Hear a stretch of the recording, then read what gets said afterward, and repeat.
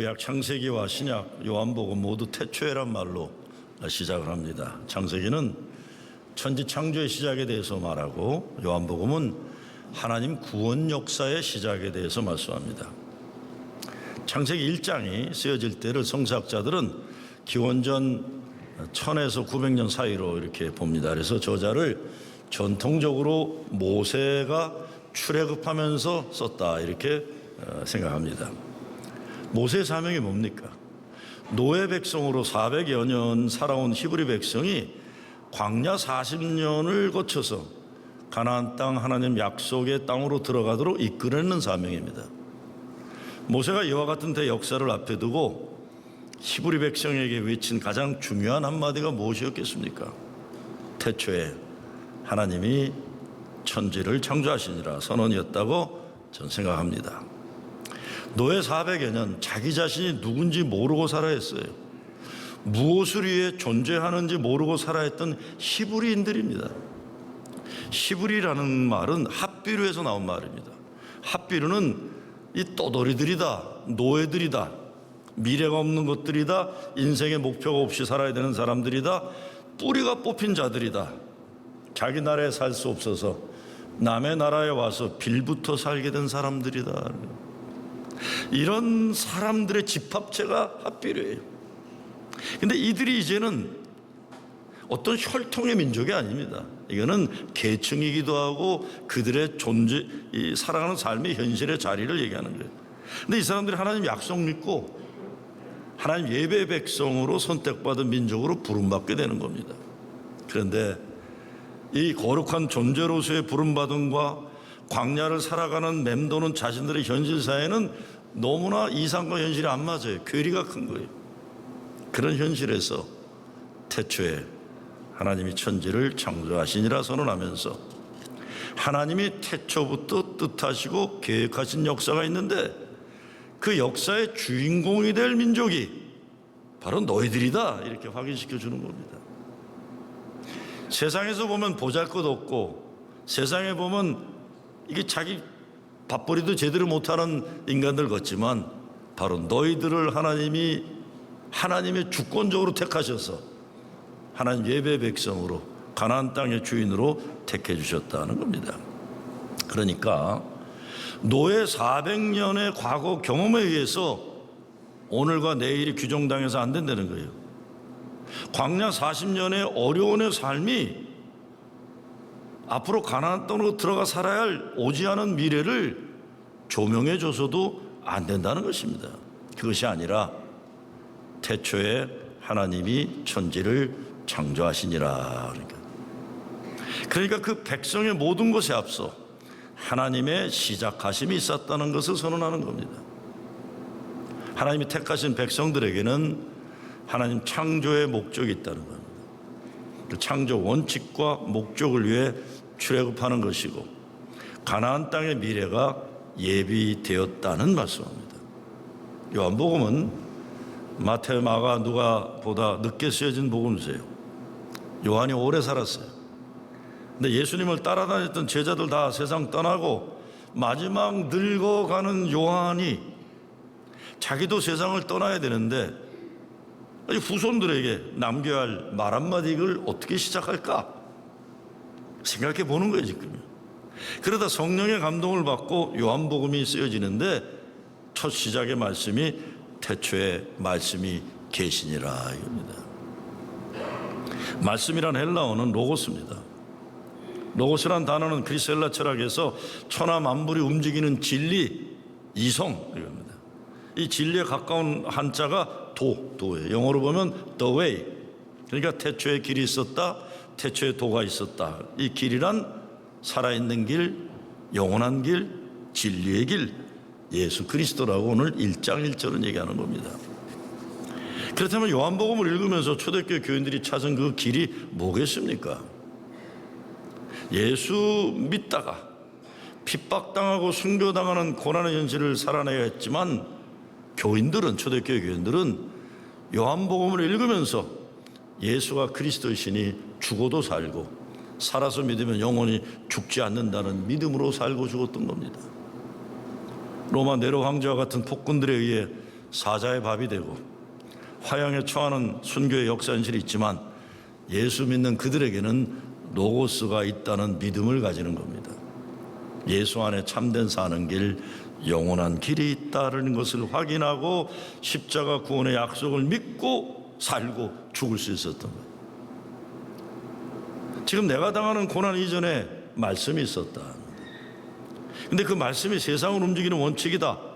그 원칙이 뭐냐? 예수 믿으면 구원받고 영원히 죽지 않는다. 죽어서도 영원히 산다. 세상의 천하 죄인들도 하나님은 사랑하셔서 독생자 예수 그리스도와 십자가에서 맞받고 마셨다. 그러니까 지금 우리가 당하는 고난과 죽음이 전부가 아니라 이 모든 것에 앞서 하나님 말씀이 먼저 있었다. 우리 인생 어떤 질문도 답을 얻으려면 모든 것 이전에 존재했던 오리지널 시작으로 돌아가야만 합니다. 요한복음이 다른 공관복음서, 그러니까 마태마가 누가와 같은 예수 그리스도를 증거하면서도 마지막과 시작에 좀 차이가 있는 건 다른 게 아닙니다. 마태마가 누가는 예수님이 부활하시고 하늘로 승천하세요. 근데 요한복음은 하나님 시작부터 자신이 땅으로 내려오시고 사람이 되셨고 사람 속에서 구원을 위해 사셨고 십자가 죽음 후에 부활하셔서 어떻게 돼요? 다시 제자들을 찾아오시는 거예요. 오셔서 조만 밥 만들어 주시고 그리고 끝이 어떻게 됩니까? 그들과 함께하는 것을 끝을 내는 거예요. 그러니까 요한복음은 말씀이 세상 속으로 들어와서 사람들의 삶이 되셨다는 것을 증거해요. 그 말씀이 지금 저와 여러분이 사는 삶 속에서 이루어지는 하나님의 나라인 겁니다. 하나님이 천지 창조를 하시면서 어둠과 혼돈과 무의미가 있었던 땅에 빛과 질서와 의미를 주셨어요. 창세기 1장에 설명한다면 그렇게 설명한다면 요한복음은 어둠과 아픔과 죽음과 좌절과 무의미의 현실을 살아가는 초대교회 교인들에게 예수 믿으면 로고스가 있고 빛이 있고 영원한 생명이 있고 사랑은 믿음으로 산다고 증거하는 겁니다. 신앙은 삶입니다. 우리가 하나님을 우리 아버지라고 말하는 것은 하나님이 우리를 우리보다 더 잘하시고 우리보다 우리를 더 사랑하신다는 걸 말하는 거예요. 우리가 세상에 존재하기 이전에 하나님이 우리를 만드셨고 아셨고 계획하셨고 사랑하셨다는 것입니다. 그렇기 때문에 우리 눈에 보이는 것으로 우리 손에 잡히는 것으로 우리가 살면서 경험하는 것으로 우리 자신은 물론 우리의 현재와 미래를 판단하면 안 된다는 거예요. 태초에 말씀이 계신 것으로 우리 이전에 사랑이 있었고 우리 이전에 은혜가 있었고 우리 이전에 거룩한 목적이 있었다는 것을 그것을 가지고 우리의 오늘과 내일을 바라보라는 거죠. 말씀에 담겨있는 모든 겁니다. 진리, 빛, 사랑, 생명. 이것이 순교를 당하는 초대교회 교인들에게 들려진 복음이라면 오늘 우리들에게 들려주시는 복음입니다. 근데 태초에 말씀이 계시니라고 요한이 말하면서 여기에 대해서는 토론이나 의견 교환의 여지를 남겨두지 않아요. 그냥 In the beginning was the word. 선언이에요. 선언. proclamation. 선포예요. 설명이나 논리 전개나 설득 과정 이런 것이 아니에요. 모든 것 이전 태초에 하나님 말씀이 계셨고 그 말씀이 예수 그리스도라는 이거는 불변하는 진리다 얘기하는 거예요. 사람들이 투표로 결정하는 것 아니라는 거예요. 사람들이 이해를 하거나 못하거나 이거 달리는 게 아니라 하나님의 절대적 선포입니다. 영원한 진리다. 오직 우리가 결정해야 하는 것은 이 말씀을 믿을 것이냐 아니냐 이것뿐이에요. 히브리 백성 이스라엘이라는 나라를 이루었어요. 그 후손들이 오늘의 유대인들입니다. 누가 뭐래도 유대 민족이 여러 면에서 오늘날 가장 우수한 민족 가운데 두드러져요. 그런데 유대 민족의 우수성을 연구하는 사람들이 공통적으로 동의하는 것은 그들이 유전자가 신체적으로 환경 조건 위대하다는 것이 아니라는 겁니다. 그 백성이 가진 하나님의 백성이라는 거룩한 자화상과 자긍심이라고 얘기하는 겁니다. 하나님 말씀의 백성이라는 원칙이 그들로 하여금 세계 최고 민족으로 인정받게 만들었다는 겁니다. 유대 아이들이 14살이 되면 남자들은 바미츠바, 여자들은 바트미츠바 회당에서 성년식을 거행해 주는 겁니다. 미츠바라는 건 말씀이라는 거예요. 커맨드먼트. 그러니까 말씀의 아들, 말씀의 딸로 잘 키웠으니까 하나님이 책임지시라 이런 거예요. 왜 14살에 했는지는 모르겠어요. 14살에 어쩌면 제일 기르기 어려운 나이인지 모르겠어요. 그때까지 주일학교 잘하고 성경 공부 잘 가르쳤으니까 14살부터 하나님 당신 책임입니다. 내 책임 다 했습니다. 이런 건지 몰라요. 아무리 공부 잘한다고 해도, 아무리 잘나게 산다고 해도 하나님의 말씀으로 키워내지 않으면 실패라는 걸 얘기해 주고 있는 거예요. 창세기는 창조자 하나님에 대한 사랑과 믿음에 대한 고백처럼 요한복음은 예수 그리스도에 대한 사랑과 믿음의 고백입니다. 이렇게 믿고 고백하는 거예요. 창세기가 이 세상 창조물 모든 것 시작에는 하나님의 기쁨과 하나님의 사랑, 하나님의 거룩한 창조 목적이 담겨 있다는 고백이라면 요한복음은 예수님 그분이 계셔야만 삶은 의미가 있다. 그분 때문에 이제 로고스로 살게 되었다 고백하는 겁니다. 이 진리를 찾으면 우리 삶이 어떻게 달라지나요? 우리 인생의 주어가 나가 아니라 주님으로 바뀌는 거예요. 제가 오늘 목회수장에 썼지만 조영진 감독님이 감독으로 선출하시고 제일 먼저 기도하시면서 인용하신 기도가 당대 최고 야구선수 바비 리처슨의 기도예요. Dear God, Your will, nothing more, nothing else, nothing less, nothing else. 아멘. 이렇게 해서 하나님, 더도 아니고 덜도 아니고 다른 것도 아닌 하나님의 뜻만 아멘. 이렇게. 요한의 내가 송아를 완전함을 신앙 최고봉으로 제시하는데 그것은 바로 내 뜻대로 마옵시고 아버지의 뜻대로가 삶에서 실현되는 겁니다. 우리의 신앙 순례의 목표가 그것이 되어야 하는 겁니다. 애틀란타 북쪽 서버브에 알프레트라는 동네가 있어요. 거기에 작년에 미국의 최고 살기 좋은 10대 도시에 거기가 뽑혔는데 거기에 마운트 피스카 유나이티드 메트리스 처치라는 데가 있어요. 한 15, 16년 전인데 거기 담임 목사가 워렌 레이텀이라는 목사인데 거기는 고등학교도 짓고 이게 조지아에서는 대표적인 교회입니다. 예배당은 3,000명 들어간 예배당을 이게 쫙 짓는 거예요. 이게 끝나게 됐어요. 예배당 건축이. 근데 얘기를 들으니까 워렌 레이턴 목사가 예배당 건축이 끝나면서 남미의 평신도 사역자들 훈련하기 위해서 선교사역을 하기로 했다고. 제가 바로 알파레타 그 교회 옆에 있었기 때문에 제 목회를 많이 도와주기도 했고 제가 그 교회에 대해서 아주 친근하게 지냈기 때문에 달려갔어요. 워렌, are you crazy? 그랬어. 당신 미쳤냐? 이렇게 6,000명이 되는 교회, 예배당 3,000명 되는 예배당을 끝내놓고 이제 나이 겨우 60인데 갑자기 남미 평신도 사역자 훈련을 가느냐? 거기에 사연이 있습니다. 그건 제가 오늘은 좀 그냥 패스할 텐데 사연이 있어요. 남미에 대한데.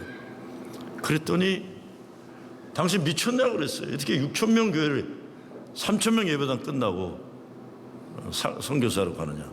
그랬더니 몸이 정말 크신 분이 인간 산맥보다 더 큰 분인데 목소리는 막 굵은 바리톤이에요. No, I'm not crazy. 그래. I'm not crazy. 그래. I started my ministry here when we had 10 people in this church. 10명 있을 때 목회했다. And now we have 6,000 members. 6,000명이 되었다. 교회가 6,000명이 되고 나니까 지난 몇 년 동안 예수의 이름은 얘기가 줄어들고 내 이름이 자꾸 너무 많이 나오기 시작한다. 내가 떠나야만 이 교회 예수의 이름이 높여질 것이라고 난 믿는다. 여기 저 위에 우리 이면희 감리사님 계신데 내 이야기하면 너도 선교사라 가라 할지 몰라서 내가 좀 불안하긴 하지만 저는 미국 목사들 보면요 나라가 넉넉하고 이렇게 그래서 그런지 그렇게 내 거 챙기는 거에 약해요.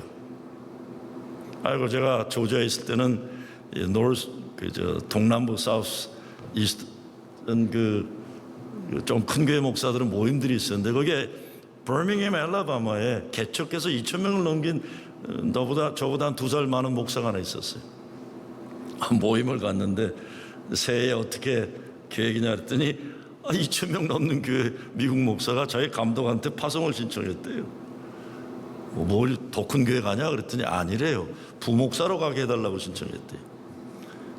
그 사람들이 깜짝 놀란 게 너 왜 그러냐 그랬더니 자기가 가만히 생각해 보니까 개척해서 2,000명 될 때까지 자기만 사역을 열심히 한 게 아니라 젊은 부목사들이 헌신적으로 희생적으로 해서 이 교회를 같이 컸는데 이게 60대고 보니까 자기도 이제 좀 젊은 목사들을 돕는 일을 하고 싶다 그래서 부목사로 파송되어 간 거예요. 여러분 가운데 너도 그러면 안 될까 이런 분들 그러지 마. 난 안 그래요. 난 안 그래요. 나는 이건 법이 허용한 한까지 은퇴 안 할 거예요. 이게 뭡니까? 다른 게 아니에요. 제가 미국 목사님들을 이렇게 깜짝깜짝 놀라는 존경하는 게 딴 게 아니에요. 원칙대로 살겠다는 거예요. 믿음의 원칙대로 살겠다는 거예요. 예수 그리스도가 목표가 되는 거예요. 도도 아니요, 덜도 아니요, 다른 것 아니요, 오직 주님의 뜻만이거든. 내 인생 주인이 내가 아니라 예수 그리스도십니다. 우리가 인생 사는데 많은 경우 내가 주인이 되어 삽니다. 내가 계획하고 내가 실행하고 내가 뜻하는 것을 이루고 조금씩 정도 차이는 있어도 그렇게 살아가는 거예요. 그런데 우리가 살면서 내가 내 인생의 주인이 절대 아니라는 걸 깨닫게 될 때가 있어요. 어떤 경우에는 삶 속에서 조금씩 깨달아지기도 하지만 많은 경우에는 인생 벼랑길에서 떨어져 보던가 막 달려가다가 멈추지 못해서 갑자기 돌벽에 꽝 부딪혀서 산산조각이 나 무너진 다음에 보는 거예요. 이거 내가 내 인생의 주인이 절대로 아니구나. 아프게 깨닫는 거예요. 그럴 때 우리는 돌아갈 수밖에 없어요. 나의 주인 되시는 예수 그리스도 주님께로만 돌아가는 겁니다. 태초에 말씀이 계시니라. 어떤 주석가들은 모든 것에 앞선 하나님의 사랑, 하나님의 은혜, 하나님의 목적으로 보게 돼요. 우리 인생 모든 것 앞에는 하나님의 창조의 목적이 있다는 겁니다. 예수님이 우리에겐 창조 질서이며 창조 목적이에요. 말씀, 가르침, 그분의 십자가와 부활이 우리 인생의 모든 것에 앞서야 되는 거예요. 부모가 되어 아이들 키울 때도 태초의 말씀이 계시니라입니다. 직장 생활할 때도 사업할 때도 태초의 말씀이 계시니라. 혼돈, 무질서, 무의미가 눈에 보이고 손에 잡히는 엄연한 현실 같지만 아니다. 여기에 태초의 말씀이 계시니라 선포하는 거예요. 예수님 우리 가운데 계시기 때문에 creation out of chaos, 혼돈 가운데 창조, 그 창조가 말씀이 육신 가운데 되어 우리 가운데 거하시네. 우리가 그 영광을 보니 아버지의 독생자 영광의 은혜와 진리가 충만하더라. 자녀 교육 성공은 말씀의 자녀로 키우는 겁니다. 말씀의 자녀로. 벌써 오래전인데 우리 코리안 아메리칸 이민자로서 자랑스러운 일이 있었어요. 하와이에서 과학경시대가 열렸는데 수학경시대 이제 열렸는데 이게 한국 아이가 들어간 팀이 1등을 했어요. 1등으로 발표됐는데 그 아이가 집에 가서 나중에 자기가 받은 성적표를 보니까 그 시험권을 보니까 자기가 틀리게 썼는데 시험관이 잘못해서 그걸 맞게 쓴 거예요. 됐다는 거예요. 그래서 이 아이가 자기 팀 멤버들에게 연락을 했어요. 사실 내가 틀렸는데 시험관들이 잘못해서 맞게 했다. 그랬더니 그 다른 팀 애들도 얼마나 착한지 그럼 이거 고쳐야 된다 그래갖고 선생님들한테 얘기하고 그 선생님들이 학력경시대 본부에 신고를 하게 됩니다. 그래서 1등 했던 애들이 3등으로 발표가 돼요. 그런데 하와이 주지사가 그걸 알고는 너무 좋아하면서 이 거짓된 1등보다 정직한 3등이 이 나라에 우리 아이들이 가져야 할 삶의 가치관이다. 신문에 그냥 대대적으로 나타나고 있어요. 우리가 인생 살면서 내 인생 어떤 결정을 할 때 기준이 내 이익이나 편리가 되면 교회도 망하고 나라가 망합니다. 원칙이 있어야 하는 것, 무엇이 하나님 나라의 원칙인 것을 세상에 제시하는 것이 교회의 사명이에요. 요한복음이 쓰여졌던 시대는 유대민족이 로마 제국의 식민지였던 거였어요. 조금 지나서 요한복음이 쓰여지고 조금 지나서 유대민족은 2000년 동안 로마 제국이 완전히 망하는 바람에 디아스포라 2000년 역사 살아야 됐어요. 성경은 누구의 어떤 말씀이냐, 누구에게 들리는 말씀이냐? 구약은 노예 백성들이 하나님의 예외 백성으로 살도록 말해주는 거예요. 신약은, 특별히 요한복음은 식민지 백성들이 하나님 나라의 주인으로 사는 세상의 가치관을 제시해 주는 겁니다. 교회도 마찬가지입니다. 시대가 아무리 달라져도 교회는 구약의 예언자 전통과 신약의 사도 전통을 이어받고 그리스도 예수 십자가 구원을 외쳐야 돼요. 그게 뭡니까? 시대가 아무리 달라져도 그 어떤 제국주의적인 가치관을 두둔해 주는 교회가 되면 안 돼요. 그들에 의해서 죽임당하고 인권이 침해당하고 고통당한 가난하고 힘없는 자들을 위로하고 그들의 존엄을 회복시키는 하나님 나라의 가치관을 세상에 외치는 거예요. 군사 강대국에게 침략당한 백성들에게 예수님 평화를 위해 일하는 사람들 되라고 외쳐주는 거예요. 이것이 교회 사명이며 성도들이 살아가면서 가져야 할 가치관입니다. 이 시대 아픔이 뭡니까? 이 시대 아픔이 뭐예요? 많죠. 많이 있겠지만 구체적으로 보면 미국 땅을 생각할 때 여기저기로 함부로 고개를 드는 인종차별의 현실이에요. 정신 나간 사람들이 교회 들어가서나 유대회장에 들어가서 총기 난사하기도 하지만 많은 경우에는 백인 민족 우월주의자들이 그러는 거예요. 백인 민족 우월주의자들이, 인종차별주의자들이 모슬렘 회당에 불을 지르거나 유대 회당에 불 지른 일들이 비일비재해요. 뉴욕 맨하탄 한복판에서 지금 이 백주 대낮에도 동양인들에 대한 차별들이 있고 유대인들에 대한 얼마 지난주에도 있었죠. 폭력 행위들이 있는 거예요. 이것이 뭐 아랍 테러리스트들보다 미국에는 백인 민족 우월자들의 총기 사건 때문에 더 많은 사람이 죽고 있어요. 교회는 구약 예언자 전통과 신약 사도 전통, 예수 그리스도 말씀 위에 세워져 있는 거예요. 그것이 뭡니까? 예수님 사역의 내용은 가난한 자들에게 복음이 전파되고 약한 자들의 권익을 보호하고 아픈 자가 고침받고 모든 세상 공평하고 정의롭고 평화로운 세상을 이루는 신년의 역사를 이루는 하나님 나라 이 땅의 실현이에요.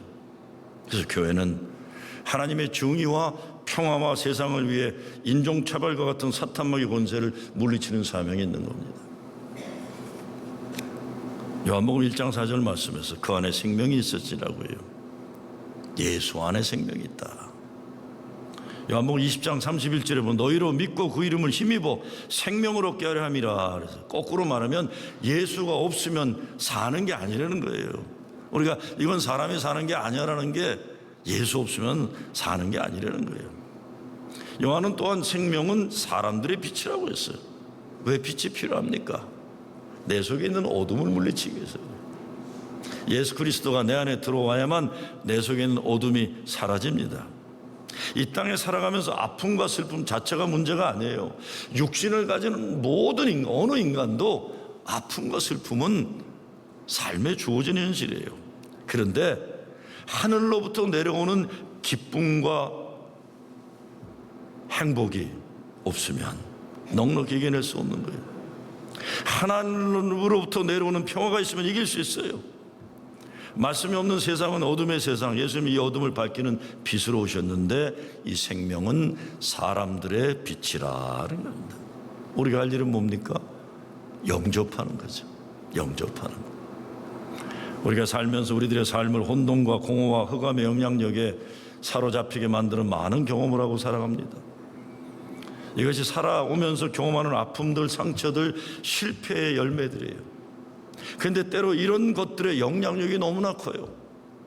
그래서 나의 인생을 아프게 하고 짓누르게 하고 기죽게 만들기도 하고 그래서 계속 불행한 콘셉트로 살아갈 수밖에 없어요. 우리 힘으로 헤어나지 못해요.